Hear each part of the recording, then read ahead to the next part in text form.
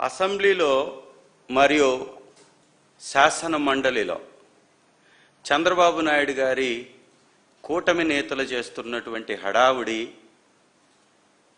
వారి యొక్క ఫ్రస్ట్రేషను, చంద్రబాబు నాయుడు చేసినటువంటి ప్రతి అంశం బోల్తా కొట్టి మళ్ళీ ఈ బురిడి బాబు గారి పక్కనొచ్చి చేరిపోతున్నాయి. ఆ ఫ్రస్ట్రేషన్ వారిలో కనపడిపోతూ ఉంది. ఇవాళ శాసనసభలో నేను, నా సహచర ఎమ్మెల్యేలు అందరూ కలిసి దాసరి సుధా గారు, విశ్వేశ్వరరాజు గారు, మత్స్యలింగం గారు అందరం కలిసి ఒక ప్రశ్న వేసాం హోంమంత్రి గారికి. అమ్మా హోంమంత్రి గారు, గత కొన్ని సంవత్సరాలుగా హాస్టల్లో ఉంటున్నటువంటి బాలికలు మరియు విద్యార్థులపై లైంగిక వేధింపులు, దాడులు పెరిగిపోతున్నాయని ప్రభుత్వం గమనించిందా? అయితే ప్రభుత్వం దోషులపై ఏదన్నా చర్య తీసుకోవడం అయిందా? రాష్ట్రంలో మహిళలపై అత్యాచారాలు మరియు హత్యలు పెరిగిపోతున్నాయనే విషయం వాస్తవమేనా? లాస్ట్ ప్రశ్న, 4వ ప్రశ్న. 2024 జూన్ నుండి మహిళలపై జరిగిన దాడుల సంఖ్య మరియు ఈ విషయంలో ప్రభుత్వం తీసుకున్నటువంటి చర్యలేవి అని అడిగితే ఆశ్చర్యకరం. హోంమంత్రి గారు, ఈ 4వ ప్రశ్న అసలు వర్తించదంట. ఎవరికి వర్తించదు తల్లి? ఈ రాష్ట్రానికి వర్తించదా? మీకు వర్తించదా? హోంశాఖకు వర్తించదా? లేదా హోంశాఖని మీ ఇంటి శాఖగా మార్చేసుకున్నారు కాబట్టి వర్తించదని మీరు అనుకుంటున్నారా? 2024 నుంచి మహిళలపై జరిగినటువంటి దాడుల సంఖ్య మరియు ప్రభుత్వం తీసుకున్నటువంటి చర్యలు ఏంటి అంటే వర్తించదు అని ఎలా చెప్తున్నారు తల్లి? రెండవది, ఏమీ జరగలేదు, పెరగలేదు అంటూనే 2025లో 1485 కేసులు నమోదయ్యాయని ఒక తప్పుడు లెక్కిచ్చారు. ఈ దేశంలో ఉన్నటువంటి నేషనల్ క్రైమ్స్ రికార్డ్స్ బ్యూరో ఇచ్చేటటువంటి రికార్డ్స్ లెక్కలకి, చంద్రబాబు నాయుడు గారి కూటమి నేతలు ఇచ్చేటటువంటి లెక్కలకి ఎక్కడా పొంతనుండదు. మనం ఈరోజే గమనించాం, ఒక చిన్న బిడ్డ మదనపల్లిలో 7 సంవత్సరాల బిడ్డ ఒక డ్రమ్ములో కుక్కేశారు. ఆ ఎదురుగున్నటువంటి కులశేఖరో ఏదో వారింటి డ్రమ్ములో కుక్కేసింది బిడ్డని. ఈ రాష్ట్రంలో అసలు శాంతి భద్రత ఉందా? అసలు పోలీస్ వ్యవస్థ ఉందా? నేరస్తులకు అసలు భయం అనేది ఉందా? నేరం చేసినటువంటి వాడికి కేసు ఏమన్నా పడుతుందా? వాడికి పడ్డటువంటి కేసును చూసి ఇంకొక నేరస్తుడు ఏమన్నా నేరం చేయకుండా ఆగుతున్నటువంటి పరిస్థితి ఉందా? ఈ పోలీస్ శాఖ అట్టడుగు స్థాయికి దేశంలో ఉన్నటువంటి అన్ని రాష్ట్రాల కంటే కింద అదో పాతాళం స్థాయిలోకి పడిపోయినా కూడా రోజుకొక మానభంగం. ఇంకా వీళ్ళు అసెంబ్లీలో మాట్లాడుతూ రౌడీలు లేనటువంటి రాష్ట్రాన్ని చేస్తానంటున్నాడు చంద్రబాబు నాయుడు గారు. బాగా కితకితలు పెట్టేస్తూ ఉంటాడు, కామెడీ సినిమా చూపిస్తుంటాడు సీరియస్గా.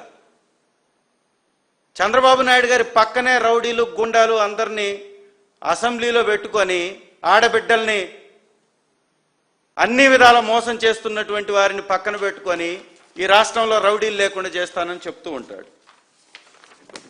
నాగేంద్ర పేరు హిందూపురంలో మనం ఈ మధ్య కాలంలోనే చూసాం. వీరి యొక్క హావభావాలు, వీరు గతంలో మాట్లాడినటువంటి విధానాలు, బాలకృష్ణ గారు రామారావు గారి కొడుకుగా పుట్టి కూడా మహిళల్ని చిన్నపాటి గౌరవంతో కూడా చూడడం. ఈ వ్యక్తి మహిళలు కనపడితే కడుపన్నా చేయాలి, ముద్దన్నా పెట్టాలన్నటువంటి వ్యక్తి.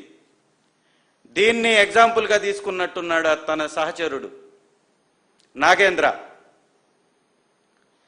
ఒక స్కూల్కి వెళ్ళేటటువంటి బిడ్డని తీసుకొచ్చి లైంగికంగా వేధించి ఆ అమ్మాయిని చెరచి ఆ అమ్మాయి యొక్క వీడియో తీసుకొని ఆ అమ్మాయినే భయపెడుతున్నాడు.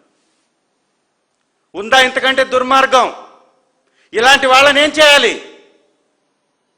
కళ్ళద్దాలు నెత్తిన పెట్టుకొని జేబులో చేతులు పెట్టుకొని అసెంబ్లీలో తిరిగే ఇలాంటి వాళ్ళ సహచరులు ఎలా ఉంటారు మరి? అసెంబ్లీ అంటే భయం లేకుండా, అసెంబ్లీ అంటే భక్తి లేకుండా, అసెంబ్లీ అంటే గౌరవం లేకుండా మాజీ ముఖ్యమంత్రి గారిని ఎంతొస్తే అంత మాట్లాడినటువంటి ఈ పెద్ద మనిషి యొక్క సహచరులు చేస్తున్నటువంటి నిర్వాకం ఇంకా పెరగలేదని చెప్తుంది. ఇంకా దాడులు పెరగలేదని హోంమంత్రి గారు చెప్తున్నారు. ఇంకా వర్తించదు అని హోంమంత్రి గారు చెప్తున్నారు. ఇలాంటి వ్యక్తులను ఏం చేయాలి? ఈ రాష్ట్రంలో మద్యం వ్యాపారం చేస్తూ,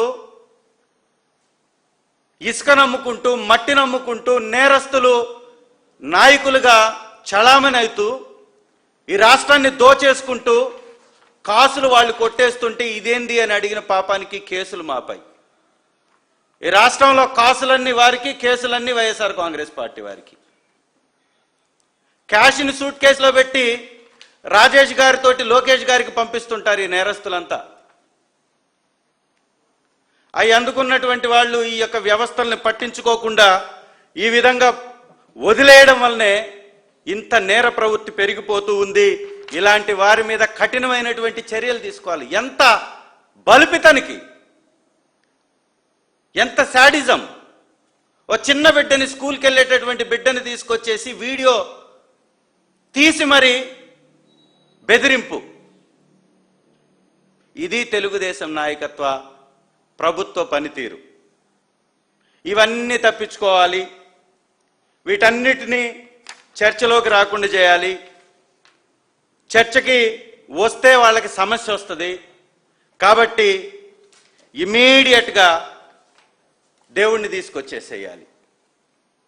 వరదలు వచ్చినాయి అంటే వరదల్లో రాష్ట్రం కొట్టకపోతే వైఎస్ఆర్ కాంగ్రెస్ పార్టీ మీద నెపం నెట్టేయాలి. ఏమన్నా మాట్లాడితే ఏ ప్రశ్న వేసినా మీకు వచ్చింది 11 నంబరే అంటారు. ఈ 11 నంబర్ వచ్చినటువంటి నాయకుడిని చూస్తే చెడ్డీలు తడుపుకుంటారు. మళ్ళీ అసెంబ్లీలో చెప్తారు, ఇక్కడి నుంచి గుంటూరు పోవడానికి 6 గంటలు పడుతుంది ప్రతిపక్ష నాయకుడికి అని ముఖ్యమంత్రి చెప్తాడు. మరి పట్టదా? ప్రజలకు తక్కువ మేలు చేశాడా జగన్మోహన్ రెడ్డి గారు? పథకాలని పేదల గడపల వద్దకు తీసుకెళ్ళాడు. మరి అభిమానం చూపించరా?